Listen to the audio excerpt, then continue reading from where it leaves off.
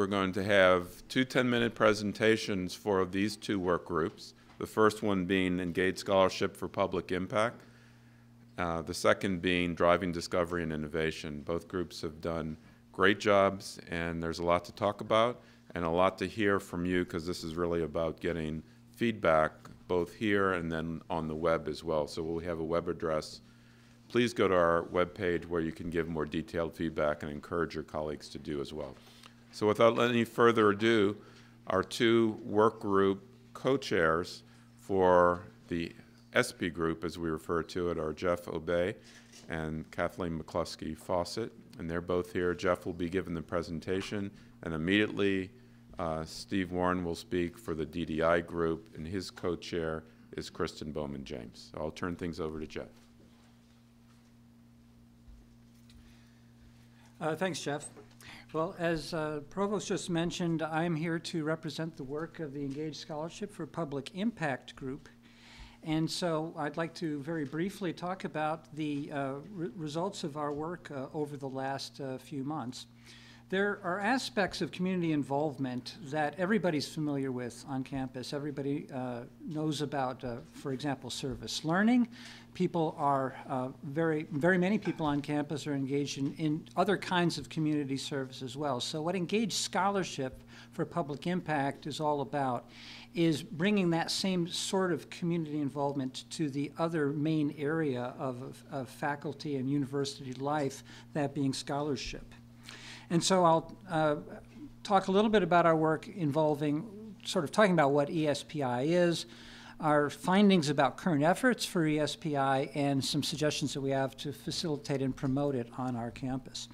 Had the great pleasure of working with a number of really fantastic university members, as depicted on the slide here, and I just wanted to give them a quick shout out to thank them for their efforts before I got started. Okay, so one of the first things that we tackled as a group was to talk about what we meant by Engaged Scholarship for Public Impact. And the salient features are that it has aspects of community service, but an additional element of scholarship and collaboration that must be present for it to be considered to be ESPI. And so the committee worked hard to draft a working definition that can be found in the documents and on the website.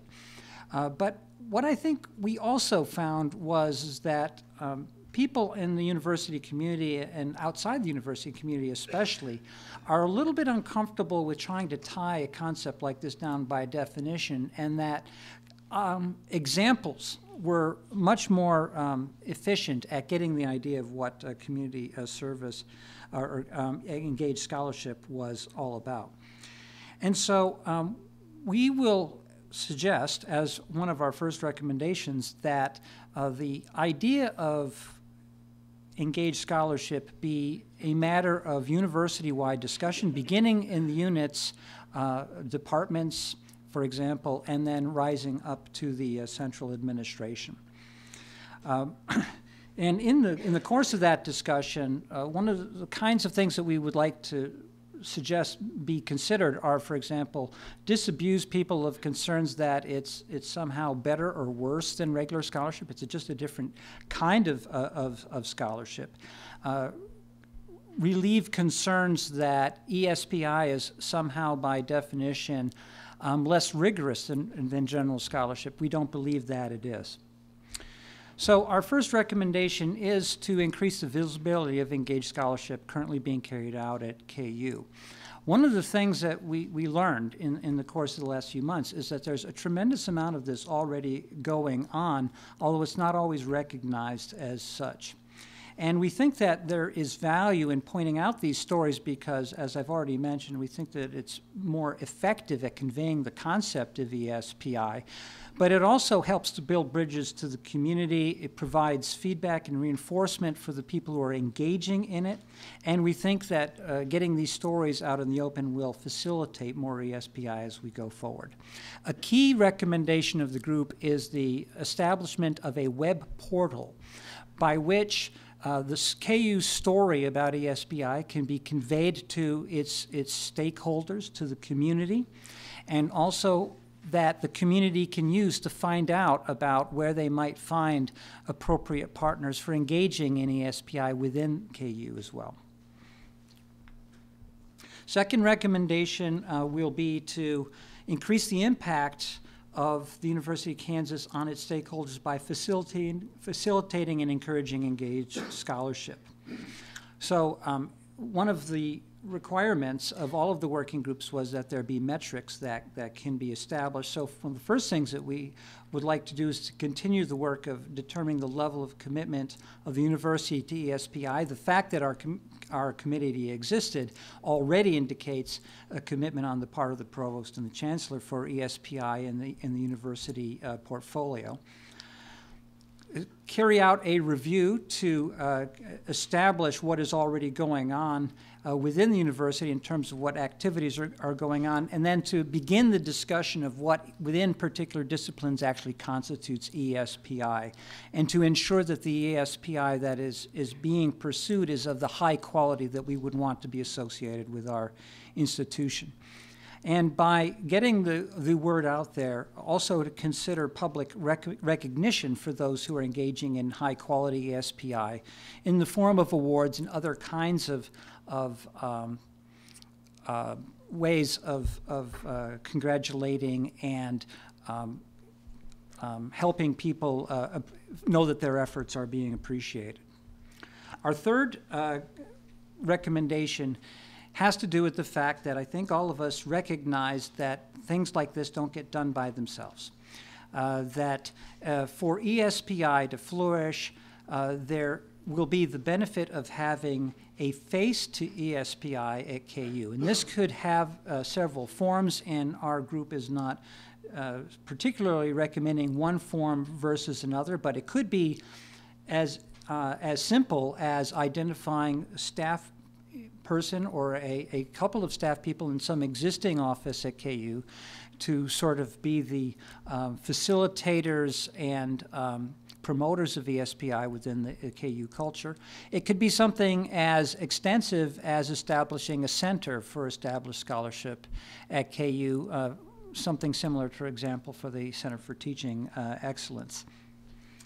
And then finally, our fourth recommendation is it pertains to a particular kind of engaged scholarship, which is active entrepreneurship that is consistent with the scholarly mission of the university. And so the recommendations that we're making along these lines are to create a culture of intellectual and commercial entrepreneurship across the university, to remove barriers to carrying it out, to help individuals who are interested in engaging in entrepreneurial activities but don't really know how to get started. And KU has already started to do this in a number of ways. And so that is the brief summary of our report. I do mention that the full report will be made available on the web, and of course I'll be happy to answer questions in a couple of moments. Once again, thank the committee, the whole strategic planning group that worked out, and the outstanding support that we received from KU staff and from the community as we did our work. So thank you for your attention, and I look forward to continuing the discussion after the next presentation.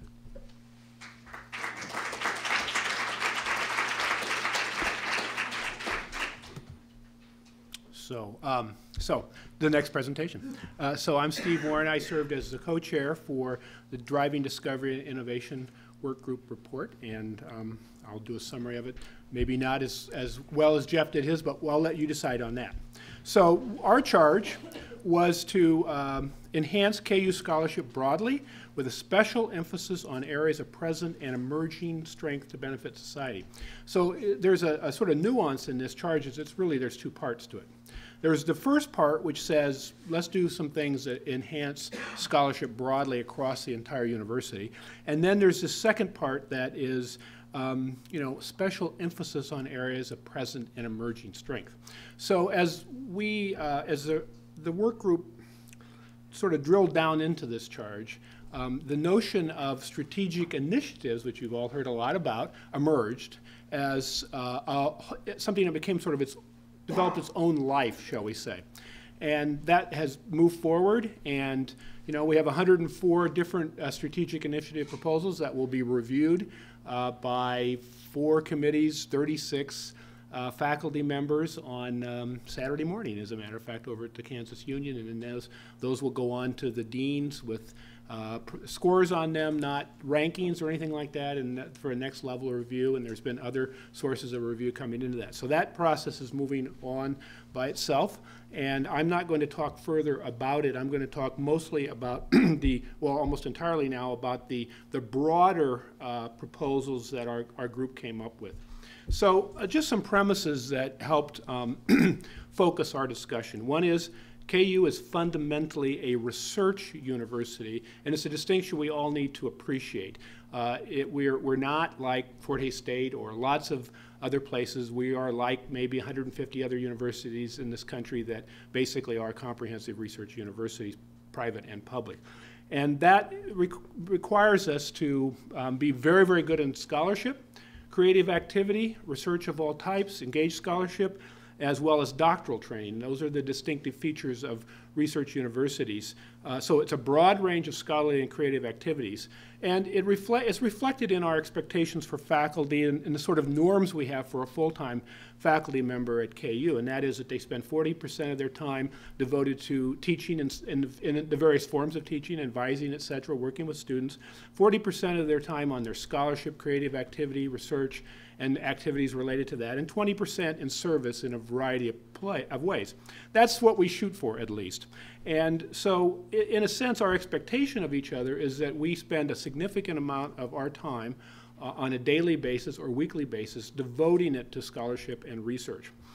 That said, KU, by various measures that we can look at, has certainly many, many areas of great strength in research and scholarship across the university. They can be found in all sectors.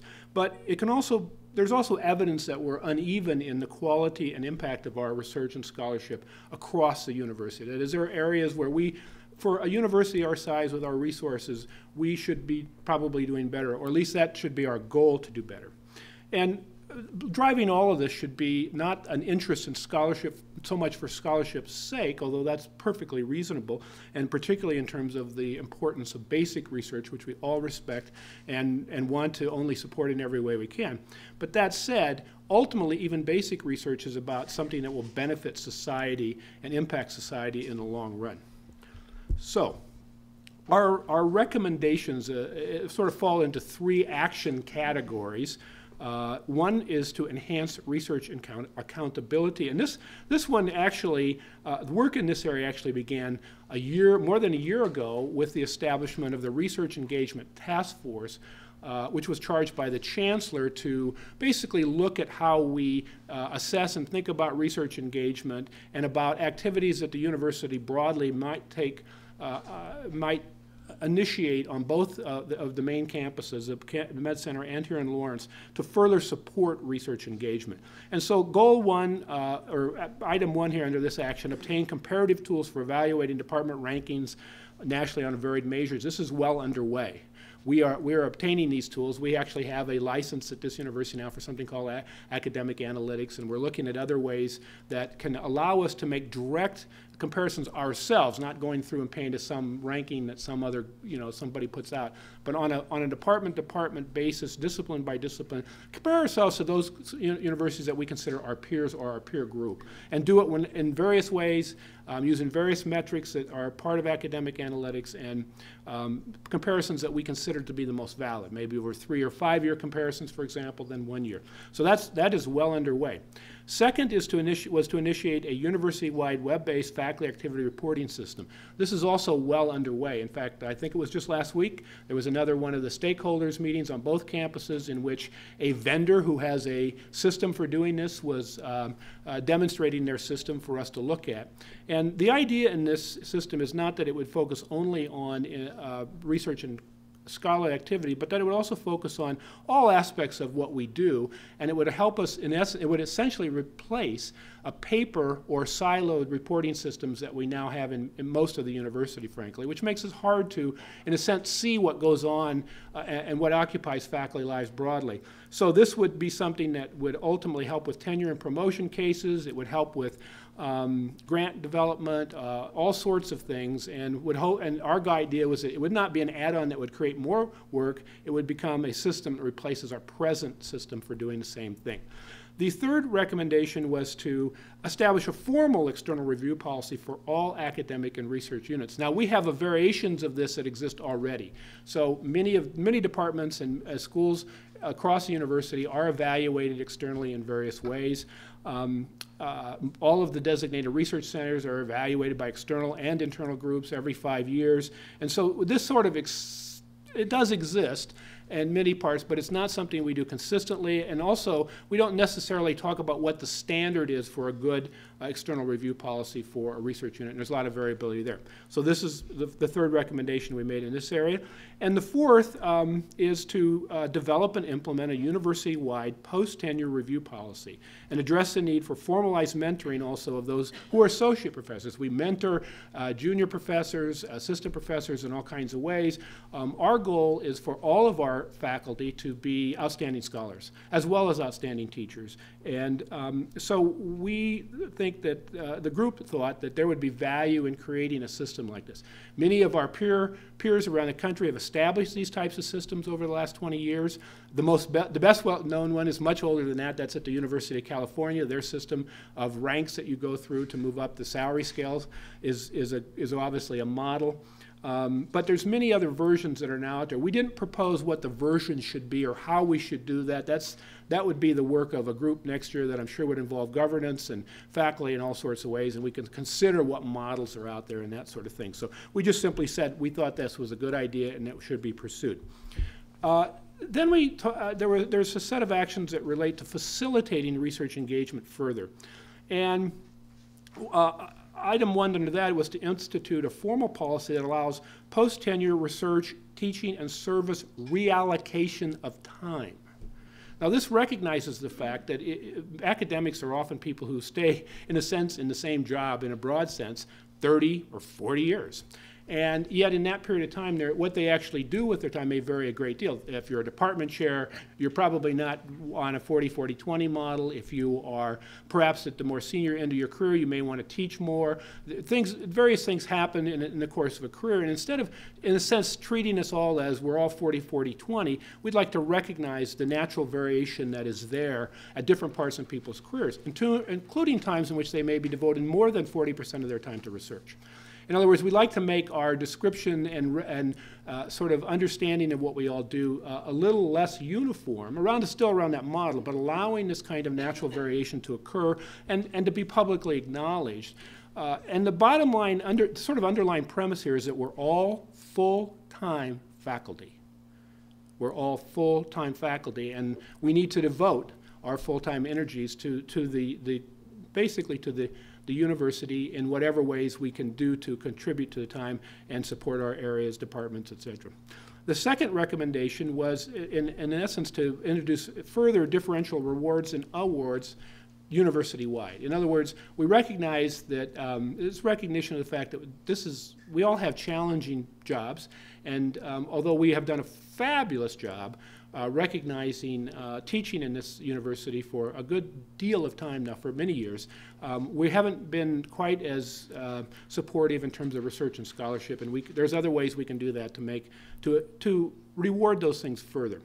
And then the third action item under number 2 was one that I have to say was the strongest endorsed proposal of the entire group, and that was to recruit faculty when we have opportunities at all ranks to enhance our research portfolio. So this would be supporting the idea of course we would still have assistant professors joining our ranks, but looking as doing everything we can to be able to recruit associate and full professors. And we do that obviously now when we have endowed positions and stuff, but we'd like to, we all recognize that there are various ways you can build a university, and sometimes we put, if we had a little more variability in our hiring practices, it might help us move up the ladder. We'd like to move up a little faster. The third action area was pursue strategic initiatives, and again, this is going on in the broader sense of these 104 strategic proposals that that are out there that are being reviewed on Saturday. I do want to note that our group made a point of stating that, quote, reallocating resources to strategic priorities was a reasonable thing to do. And so, because that would enable us to move forward as a research university. So we sort of went on record in support of that, if you will.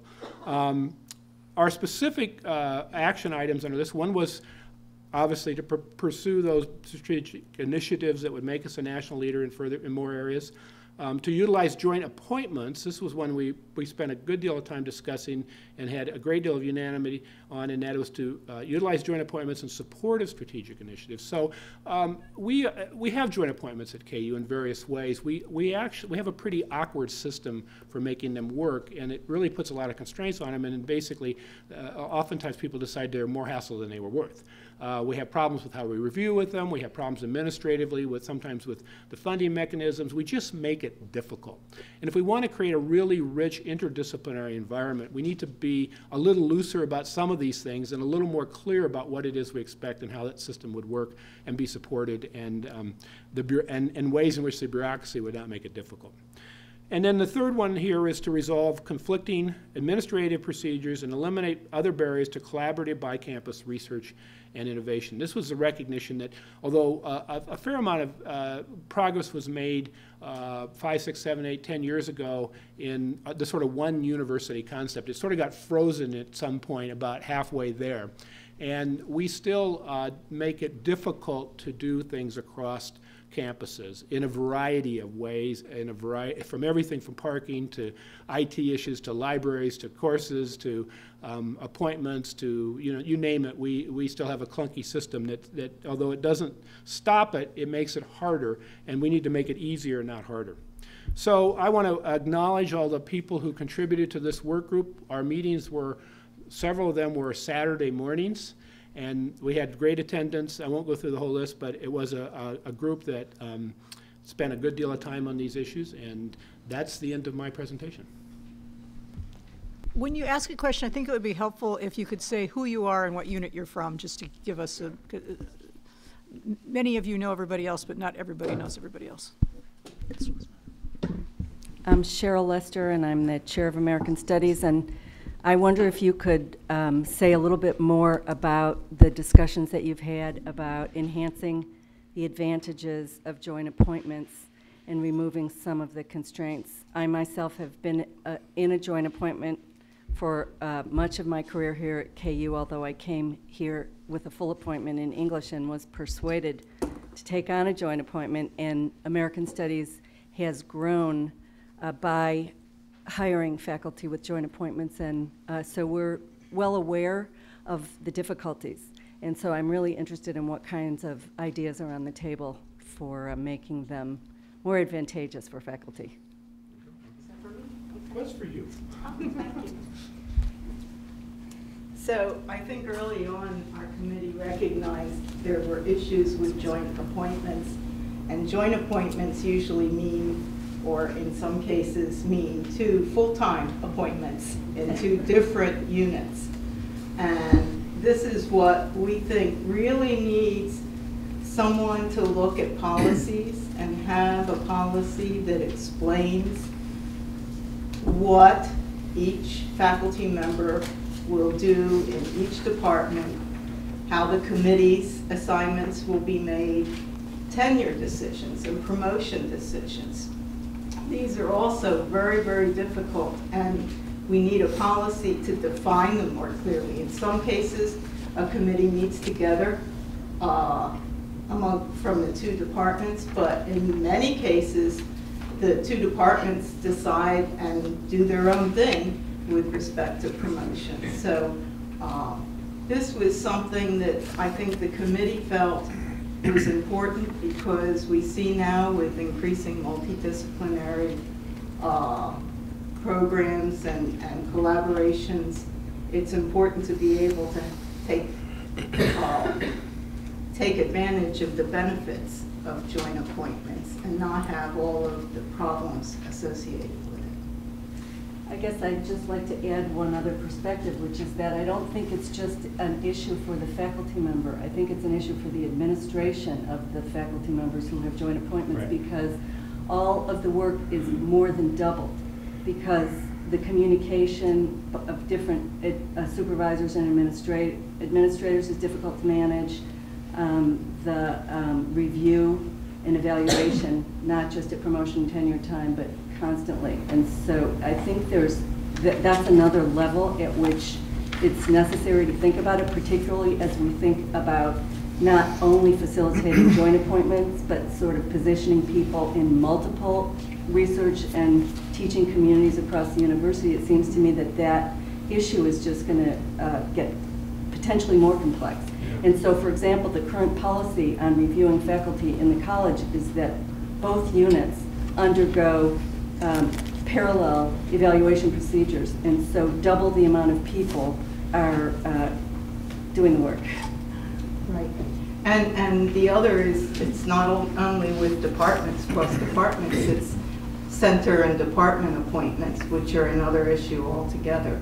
And having people feel like they're real citizens of the department and not this add-on from the center. So, yes, you're right. And even well, I would also say, even across schools, we could envision more of those in the future in areas that are starting to merge together as the science progresses in various ways. So I think this is a really challenging thing for any university to do that sort of has its departments. But if we've got to figure out a much better way to do this, or we're just killing ourselves with the bureaucracy that's not responsive to the needs of the faculty or our students. So we didn't come up with the solutions. We just all agreed this really was a problem. And it would need to go forward. What we're assuming really in all of these recommendations after the first two, which are already in progress in terms of implementation, is that this would then involve, I hate to say it, but further committees to actually figure out how would we do these things and make them work. And that, you could imagine, that suggests there'll be a lot of work to do next year. If I could, just one last thing is that it doesn't seem to me that imagining that a jointly appointed faculty has a 20-20-10 load in two departments accurately captures the what's going on the ground. And so I think that idea of trying to make comparative job duty allocations across very different configurations of labor really needs to figure out a different way of capturing it than those percentile splits. It's a really good point. Makes perfect sense. Yeah.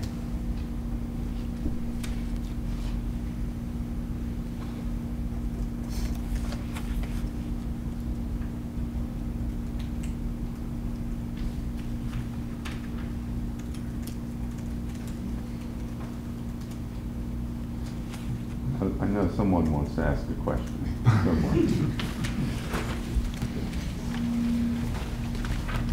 I'm George Bittlingmeyer from the School of Business. And one thing that I've noticed is that in certain areas, there seems to be a little bit of a disconnect between what the research is and the possible applications. So ostensibly, the research is attempting to address what's going on in some part of the real world, but there's a disconnect. So I wondered if that's something that's been part of the deliberations. Can you give an example, George? Oh my. Well, I think in some of the social sciences, I'm trained as an economist. I mean, I see that the good research is engaged. Some of the other research seems to be academics talking to each other, and it just goes down into a sinkhole and disappears. One way to sometimes see that is to go back and look at what was in the journals 10, 20, 30 years ago, and you go, Lord, whole lives were wasted there. So there's an example. Well, just speak for all of us, because I think that's the community engaged scholarship aspect of that, the focus on impact of our work, the trying to break down the silos, to trying to, the strategic initiative focus, which is really on grand challenges. So I do think that there's a recognition of, probably in most universities, that we need to be not ivory towers. That said, we also need to absolutely support the incredible role, and particularly over the long term, of basic research. So at some point, we try to create an environment that's really encourages people to focus on the impact of their work in a broad sense, but at the same time recognize their right to follow curiosity at times as well. So, I don't know, anybody else want to add some things? I don't think her mic is on, but George, one of the things we struggled with in our group was this notion of that engaged scholarship, as we define it here, needed to be collaborative with the community in the sense that someone from the community was a joint partner. And it was interesting as we did 4 or 5 focus groups of the community, that didn't resonate with them, I mean, in any particular way. I mean, they were very interested that our work have an impact, not all of us obviously, but that our work had an impact on them. But except around sort of more entrepreneurial activities, they were a little puzzled, I think, by that we would, and I think the faculty were too, that we would have them involved in as full collaborators, because certainly you're not going to have that many community people that will help you with your research design, say, and those kinds of things. And so we really struggled with what does collaborate with your community really mean? Because many people in this room do research that has direct impact and direct use for the community, but they didn't engage the community in it. It was available for the community, but the community wasn't part of it. And we really did struggle with it. I think that's part of what you're talking about too, is the work has impact, but the community was impacted upon rather than being involved in the project itself. Thank you. Jim Peters from Continuing Education. So what happens now? What's the next step in terms of, I'm interested in the SB proposal, and what's the next step and what can we do to help implement these recommendations and proposals? I think our assumption is the same as Steve's. This was sort of a roadmap for things that needed to be done, and that I assume the provost will guide us to the next stage of the design and implementation after we decide which of these are the sets of priorities of which of these problems which of these opportunities to tackle first, and then really figure out how to implement those. Because I think in all the reports, and in the 2 we heard yesterday, there's a tremendous amount of richness in these reports. All those things will not be done 12 months from now. Well, you know, how do we set the priorities? And again, we'll work with the provost on that. And as Steve said, there will be more of you brought into these committees to figure out the implementation of these things. So.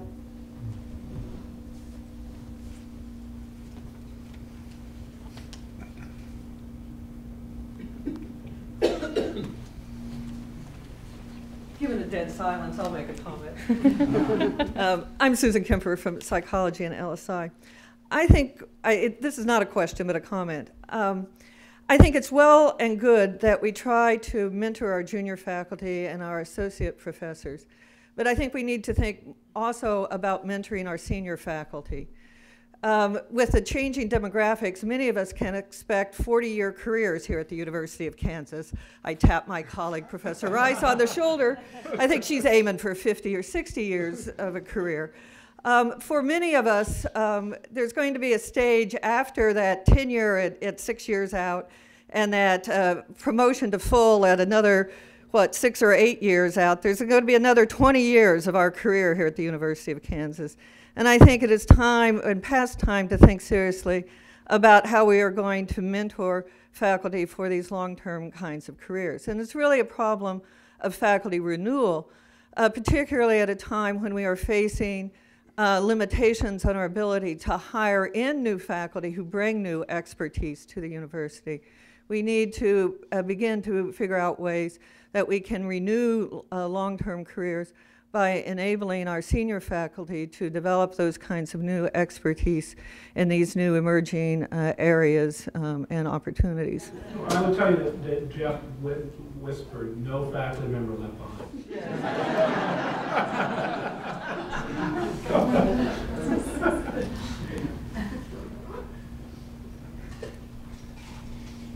I'll go ahead and make a comment since it's deafening silence. Both of these seem to have a pretty specific output, public impact or discovery and innovation. And tomorrow, Wes Jackson is here giving a talk. And I think Wes's scholarship kind of illustrates, he kind of rejected an academic environment to pursue the land, and his research and scholarship, widely recognized, probably won't have an output or a discovery for another 75, 80 years, maybe, if it works out in the work he's doing. How do we recognize that kind of scholarship that has the potential for tremendous impact and is critically important work to be doing, but isn't going to have that public impact, isn't going to have that innovation in the near term. We've invited him to give a talk. I think it's a pretty rich issue. We talked some in our group about, again, this impact issue, and there's a tendency to count what can be easily counted, right? So we have to count money. That's a piece of cake. We can do that. Counting publications is a really weird thing to do in a lot of respects because it's a number that can be inflated enormously. And I've actually read this statement. I've not seen the actual research itself, so I won't say that I know it's true. But there was a statement, a paper, a Chronicle of Higher Education a few months ago that basically argued that half of the publications that are published in the world are never read. Well, no, that's not true. They're never cited. Again, they may be read widely, but they never show up in the citations of any other article. So if you think of citation as one way to think of influence, there's no evident influence of that publication. So it sort of raises the issue about the noise that we generate if we publish endlessly in areas that are trivial or well-known or whatever. And that we really do need to think about this impact issue and the quality of our scholarship more than the quantity per se. But we have to think about that also then when we think about how we reward each other or the rewards we give to people, the tenure and promotion process, on and on and on. And I think that sort of gets at our own issues in terms of we also have sort of capitalistic scholarship in a sense, if you want to think about it that way. And I think this is a wonderful time for all universities to question and ask about that. Our role in society is being questioned anyway. Why shouldn't we be asking these same questions about where are we really having our greatest impact? What do we need to be reinforcing in our faculty? What do we need to be supporting? What are our models of this? And so one example of attempting to do this is the awards that the Chancellor is going to give, I think, sometime this spring, and I think they're called the Chancellor's Research Awards, something or another. But those were, if you read the instructions for those awards, they could be given to a faculty member for one piece of work or a collection of work around a single thing. Not, let's look at that beta. And they weren't lifetime awards, they were impact awards. And they could be for a single seminal work. And the point about that was to try to reinforce the impact, not the numbers or the things you can count. Grant money is a really weird thing to count because it's basically input. Now, if it's peer reviewed, it does suggest strong scholarship. That's absolutely true, but it doesn't mean it's not an output measure in terms of how that goes out into the world. So I think these are rich issues that we just need to discuss.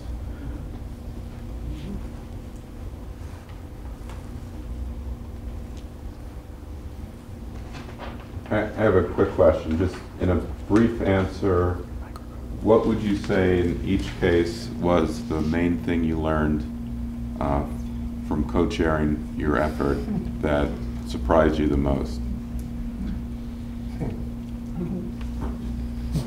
And I was actually going to bring this up just to provoke people, but one of the things that, I don't know, I think I knew this, but it was very salient after we met with the various faculty focus groups, was that there's some segments of the university, some departments, some entire schools, where engaged scholarship is considered to be much lesser value than more traditional scholarship in their units, and that the faculty from those units felt who were very interested in pursuing engaged scholarship, felt very much that was going to be to their detriment, and that was a very consistent theme across.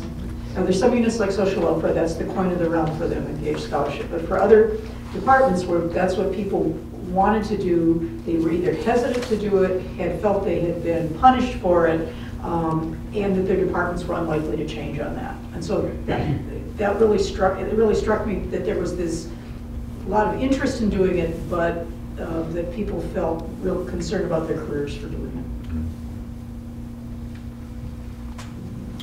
You want to give it a shot? Yeah, I'll give it a shot. Then I'll give it a shot. Okay. Then we'll make Jeff finish up. Yeah, you get the most time to think. Yeah. Actually, thinking about it, I don't have anything that came out of necessarily our committee, but I actually prepared for today. So I looked over the reports and these nice little maps.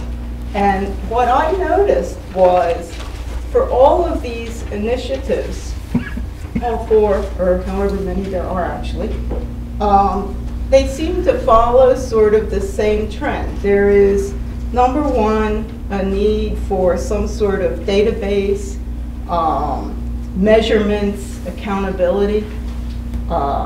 Number two, there is a part that has to do with facilitation to make it easier for people to do research, to do outreach, whatever.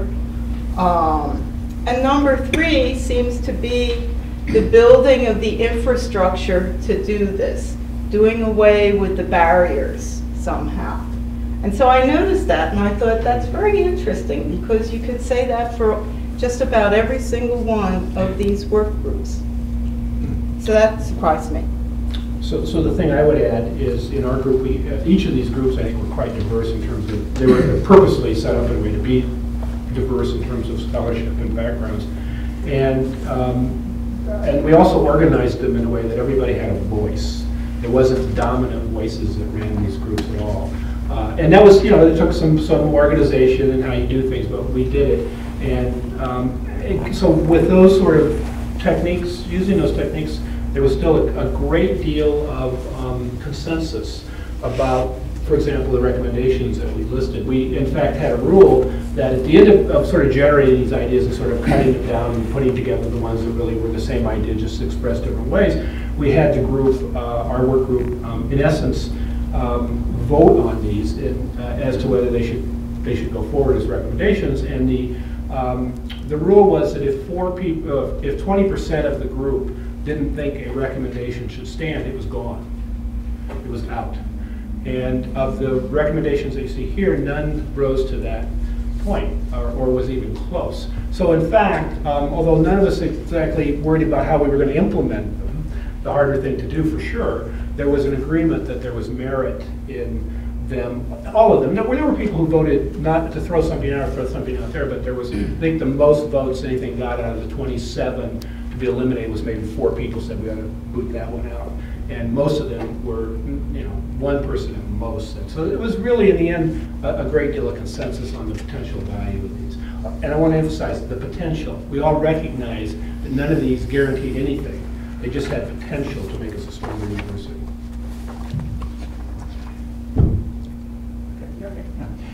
So what I would say is what I expected when we started, and in fact did find, was that there is this continuum, and it's got some squishy elements that people are a little bit uncomfortable with because it's hard to have barriers between traditional scholarship, engaged scholarship, and community service, the sort of 3 points of the triangle and things being in between. So I expected that would be the case. What surprised me was that there were so many examples that came out of things that would be viewed as bona fide examples of engaged scholarship already taking place here at KU. And I could think of a few, but when we really started to catalog examples, there were a lot more of them than I expected.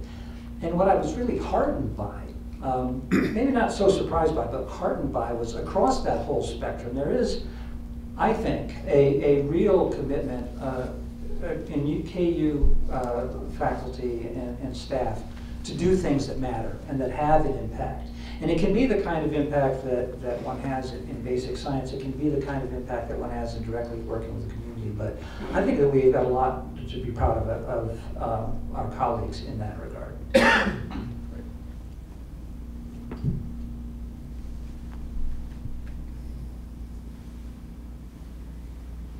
Okay, I'll ask another. We've heard 4 groups now present, and several are suggesting a new center for public engagement or those kinds of things. And this is a time of change, and there's always concern about change. What did your work groups find that really need to go away? Not just change, but need to be gone? Barriers.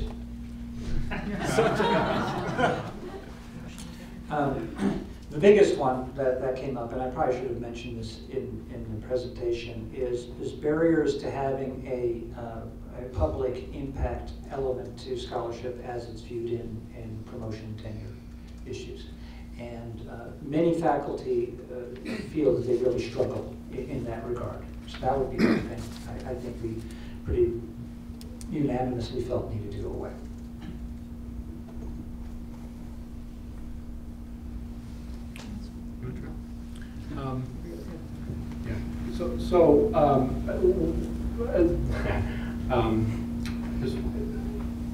It's interesting to think about it that way, actually. What do we want to go away? I have a couple of things that I thought were implicit we wanted to go away. We did feel that we're probably more siloed than we want to be. We're not sure how to get out of it, because we're best, if you think about departments and schools as sort of the load-bearing walls of academia, we weren't recommending that those go away. But the desire to figure out how to lance that and break it up in ways that don't add to our workloads. Everybody's overworked, we all recognize that, and stretched to the limit. So we have to somehow do some things that have either zero impact on our workloads or make them easier. And at the same time, there was a desire KU has, I don't know, it depends on how you want to count it, 40 departments at least on the Lawrence campus that by various measures certainly are amongst the best in the country. We want to have 60, 80. What's it going to take to do that? And is that an issue of resources, more of that, or simply an issue of creating a broader, stronger culture? And if that's easier said than done, but I don't know that takes away anything to make that happen, but I think those are the questions when you actually drill down to the implementation, as you may suddenly run into. That there are things that, there are reasons those things are the way they are. I think I'm thinking about, as we talk about efficiencies, particularly in business models and how we conduct our business, I don't want to see additional layers of bureaucracy being added on. Yeah. And as we add these new things in, the cup's full. What's going to fall out is kind of where I was going. Yeah. Very good question. Should ask the provost that question. Yeah. Let me just thank first all of you for coming, and especially to encourage you to go to that website. You don't have to memorize the name. You just go to the provost website, go to the strategic plan link, and all of the information is there for the work group reports, but especially to give your comments on these discussion boards that are available, because we will, first of all, have all of the work groups be taking in that input over the next week and a half, revising their reports. The steering committee will continue doing that because all of these reports are going to be melded and incorporated and ultimately into the strategic plan, and that's a very important document that we want to make sure we fully vet with the community.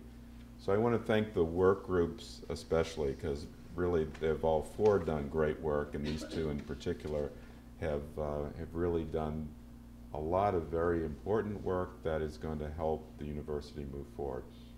And I want to acknowledge my co-chair on the steering committee, Mabel Rice, who Susan Kemper has characterized as a long-term faculty member here at KU for her many years of leadership and direction, and in this particular case as well. So that's really meant a lot. And I do feel compelled to talk a little bit about the underlying question of resources, both how do you invest in new activities and how do you uninvest in current activities as appropriate. I think the mechanisms for accountability are a key part of recognizing excellence and giving us a quantitative way, more than just a general feeling of how do we both recognize and then act on measures of excellence. And we're not talking about only traditional measures. We really truly want to characterize excellence in each department, in each discipline, based on what counts in that discipline. And that's what we're working to collect. And we think we can significantly impact how national organizations like the AAU measure their productivity, so that we can recognize humanities and social sciences in ways that are meaningful for them. And secondly, we've gone through budget cuts in the last couple of years. A lot of things have been cut. It's, at this point, further cuts would be very detrimental to units, but yet we have an opportunity to look more strategically at how we organize ourselves. How can we look at our infrastructure and perhaps do things differently that will be better, but also more cost-effective? And that's going to be the scope of one of the recommendations in this strategic planning process that we're looking at getting underway, so that we can really use our resources and invest those in the most effective way, so that savings that we generate will go directly into the academic enterprise. And I think in the time of challenged state funding, this is a tremendous opportunity that will give us a competitive advantage so that we can move the institution forward. So let me thank again all of you for coming, and all the participants, especially the work group co-chairs and their teams, for really interesting ideas. And please direct your colleagues to the webpage, because we want to get as many comments as we can. So let's give them all one last round of applause.